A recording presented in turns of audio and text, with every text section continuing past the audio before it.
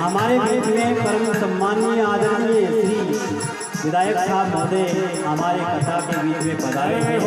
भगवान की कृपा उस पर बनी रहे। वृंदावन बिहारी लाल ओ मोड़ के आई प्यारा सा रिश्ता मैंने, प्यारा सा रिश्ता मैंने तुझसे जोड़ा, प्यारा सा रिश्ता मैंने तुझसे जोड़ा। अरे हो गया तुमसे प्यार रसिया मैं तो नाचूं मेरे दरबार में। हो गया तुमसे प्यार रसिया मैं तो नाचूं मेरे दरबार में। मेरे बंसी पे जाओ मल्हार रसिया मैं तो नाचूं मेरे दरबार में।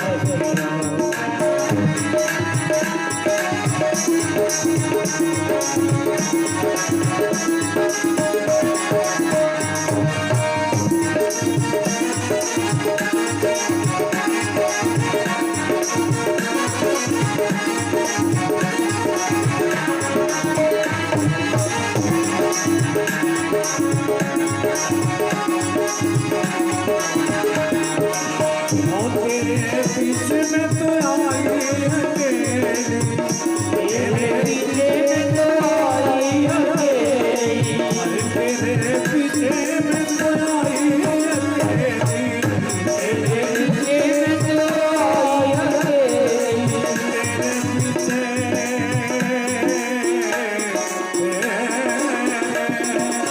अरे तेरे बीच में तो आई अकेली,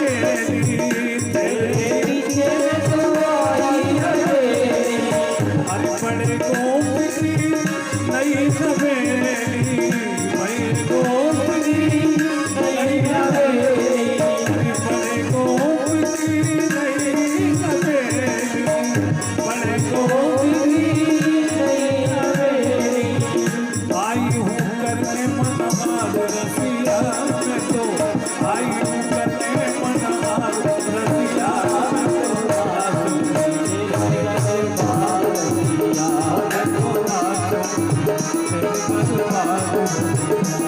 तेरे बंसी पे जाओ मल्हार रसिया मैं तो नाचूं मेरे दरबार में। ओ मैं तो नाचूं मेरे दरबार में। वृंदावन बिहारी लाल की जय हो। हमारे बीच में परम आदरणीय श्री विधायक साहब महोदय हम सबके बीच में पधारे हैं, तो उनका अपनी अपनी जगह पर बैठकर ताली के द्वारा स्वागत करें।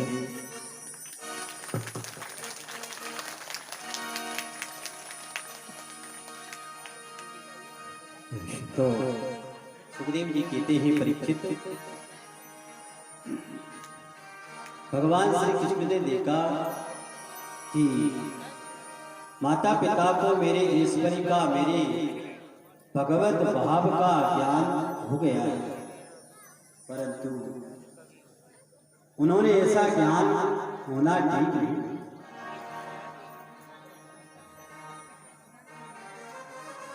और देखा भी है कि माँ मुदिति निजाम आया का तान जन्म हुई ही। परीक्षित ऐसा सोचकर उन्होंने उन पर अपनी भय योग माया फेर दी, जो उनके स्वजनों को मुक्त रखकर उनकी लीला में सहायक होती है। और जब ये देखा और कुछ समय बाद जब देखा श्री कृष्ण अपने बड़े भाई श्री बलराम जी के साथ अपने माता पिता के पास आ जाकर और आदर पूर्वक और विनय से झुककर बोले, पिताजी एवं माताजी, हम आपके पुत्र हैं और आप हमारे लिए सदा उत्कंठित रहे हैं। फिर भी आप हमारे बाल्य पौगंड और किशोर अवस्था का सुख हमसे नहीं पा सकते। ना नवधो देवत योर वासो नो पवंतिका। श्याम सुंदर की मधुर और अनुराग भरी मीठी वाणी सुनकर वसुदेव देव जी का हृदय वात्सल्य स्नेह से भर गया और उन्होंने तुरंत ही राम और श्याम दोनों को हाथों उठाकर एवं हृदय से स्पर्श करके गोद में बिठाया दिया और कंस की जेल से उनको बंदी बने हुए माता पिता को छुड़ाया और राजा उग्रसेन को राज दिलाया। ये आग करके फिर माता पिता भगवान को देख करके वसुदेव देव जी आंसू की धारा से उनका अभिषेक कर दिया और जहां तक कि गला रुंध जाने से कुछ बोल भी ना सके। इस प्रकार भगवान श्री कृष्ण ने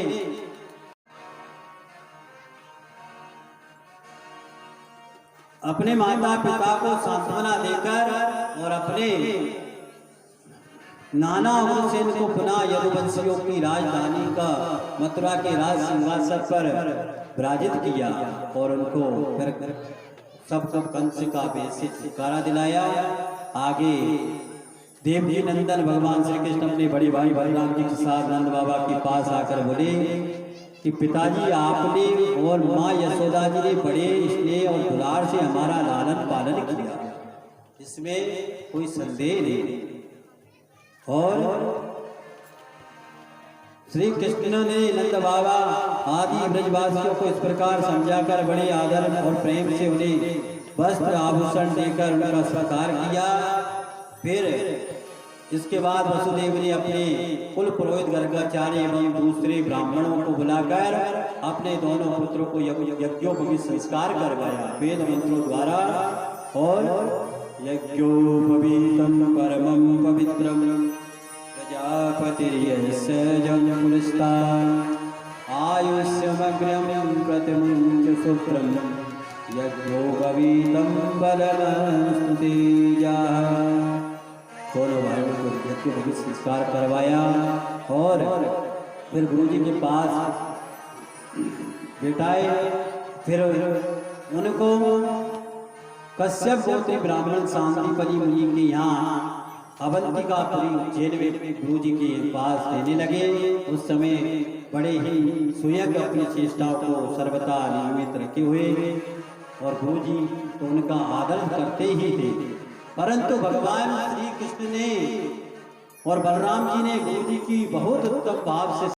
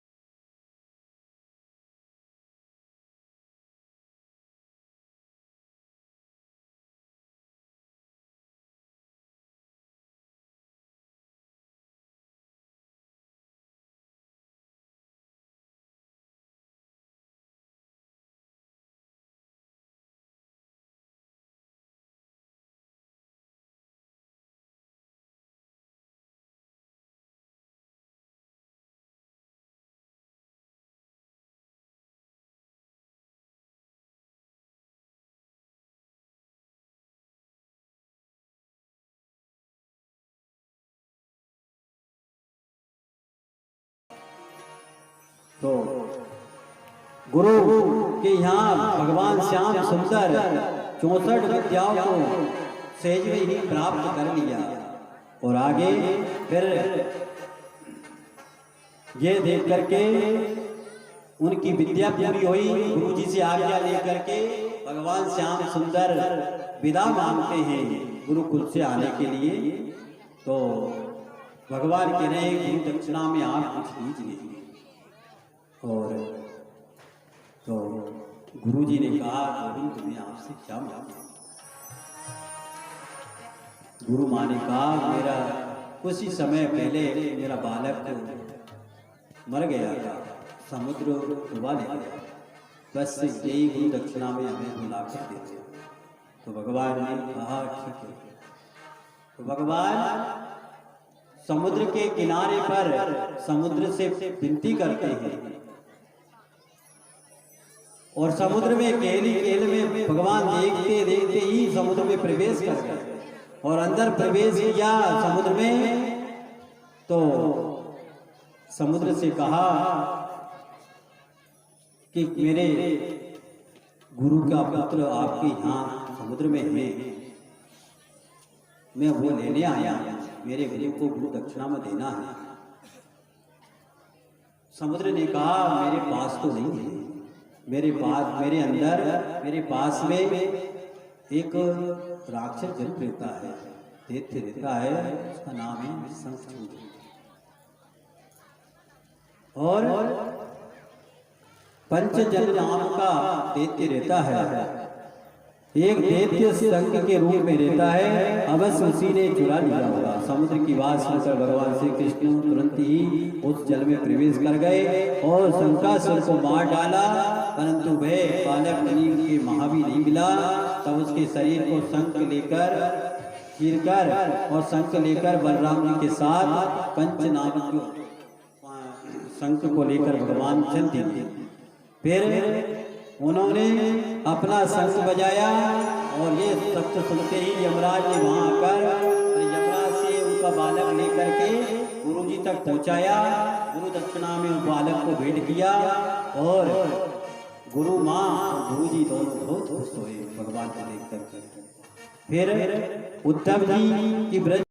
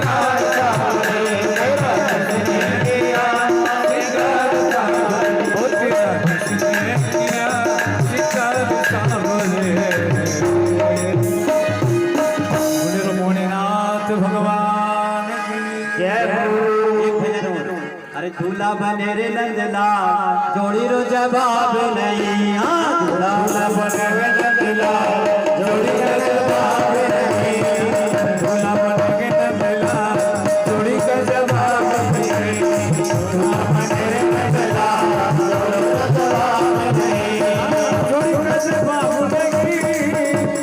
जोड़ी का जवाब नहीं जोड़ी का जवाब नहीं जोड़ी का जवाब नहीं जोड़ी का जवाब नहीं ओ जोड़ी का जवाब नहीं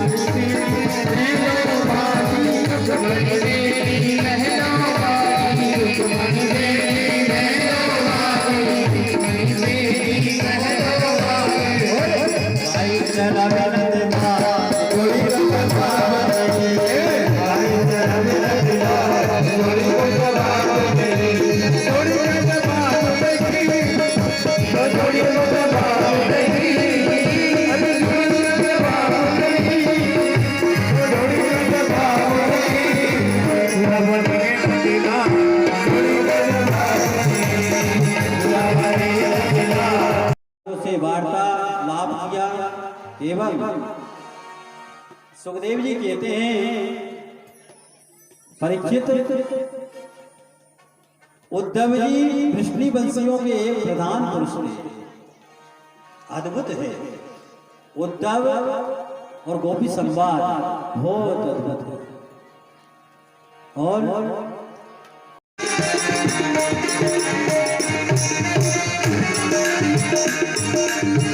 आजा श्याम सुंदर करुण चढ़ के आजा श्याम सुंदर करुण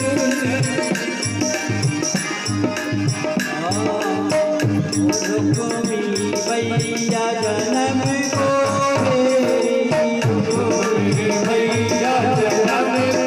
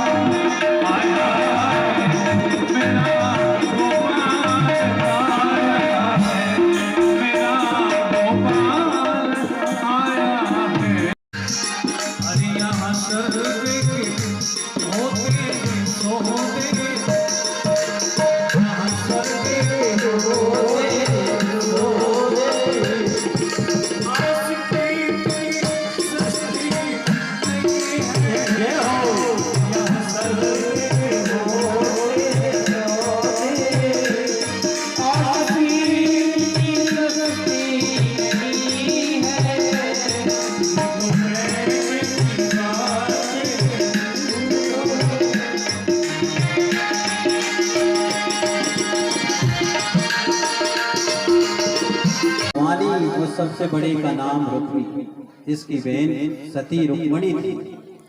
और जब से उसने अपने पिता की सभा में अपने भाई और मित्रों से भगवान श्री कृष्ण के सौंदर्य पराक्रम यानी भगवान का स्वरूप किसी के अपन कर दे, फलाना लड़का है, अच्छा है भैया, अच्छे सद्गुण है, अच्छी पढ़ाई लिखाई कर रखी है, देखने में अच्छा लगता है, तो अपनी इस कन्या का विवाह उसके साथ कर दे। ऐसे सबके द्वारा रुक्मणी जी ने बड़ाई सुनी थी भगवान की। तो तभी से भगवान को उन्होंने वर्ण कर लिया था, मैं इसको पति रूप में ग्रहण करूंगा। और उसी समय ये गुण की प्रशंसा सुनी, तभी से मन ही मन में उन्होंने अपने पति के रूप में स्वीकार कर लिया।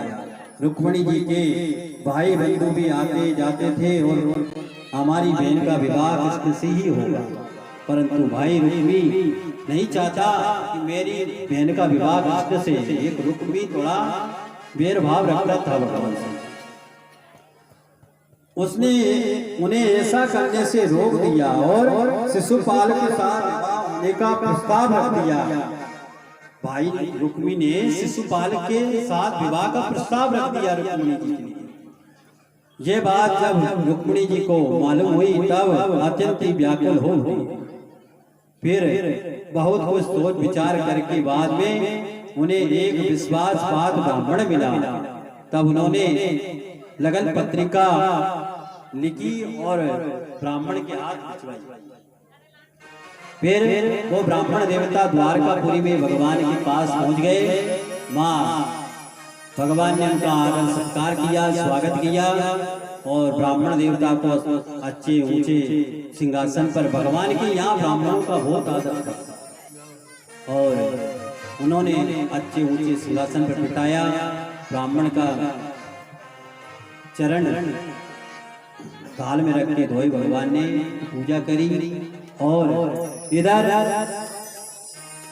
भगवान ने वो चिट्ठी पत्री यानी लगन पत्रिका पढ़ी और उसमें लिखा रहा था रुक्मणी का संदेश, गोविंद हे प्राणनाथ, तुम शीघ्र यहाँ पधारना द्वारकापुरी में। और भगवान को कुछ आने में देर हो जाती है, और इधर रुक्मणी जी का विवाह के समय कुछ सखियां उनकी तैयारी कर रही हैं और सखियां मेहंदी हल्दी रुक्मणी जी को लगा रही हैं और कह रही है रुक्मणी जी क्या, आओ मेरी सखियों मुझे मेहंदी लगा दो, आओ मेरी सखियों मुझे मेहंदी लगा दो, मुझे श्याम सुंदर के दुल्हन बना दो। आओ मेरी सखियों मुझे मेहंदी लगा दो, आओ मेरी सखियों मुझे मेहंदी लगा दो, मुझे श्याम सुंदर की दुल्हन बना दो, मुझे श्याम सुंदर की दुल्हन बना दो।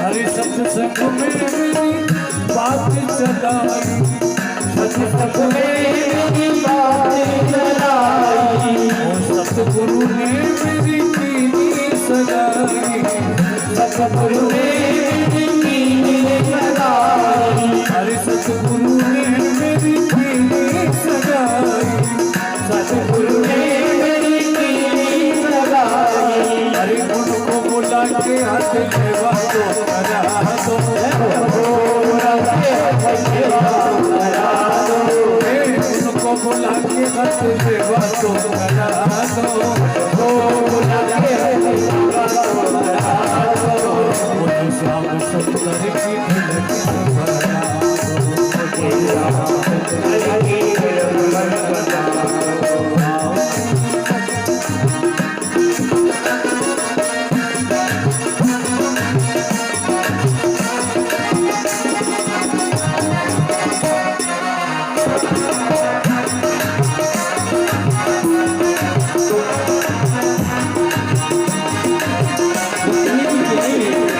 आओ मेरी सखियों मुझे मेहंदी लगा दो और मुझे श्याम सुंदर की दुल्हन बना दो।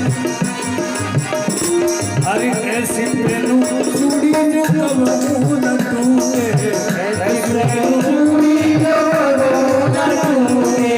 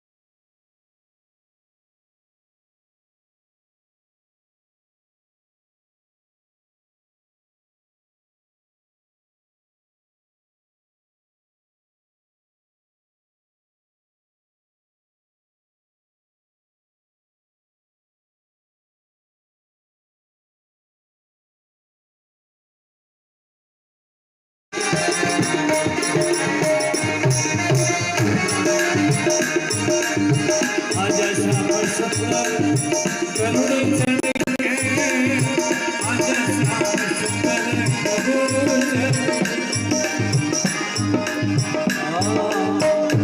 रुक्मी भैया जन्म को मेरी, रुक्मी भैया जन्म को मेरी, पाँच तेरी को मेरी, पाँच तेरी को मेरी, गाया को पाल मोर रंगे,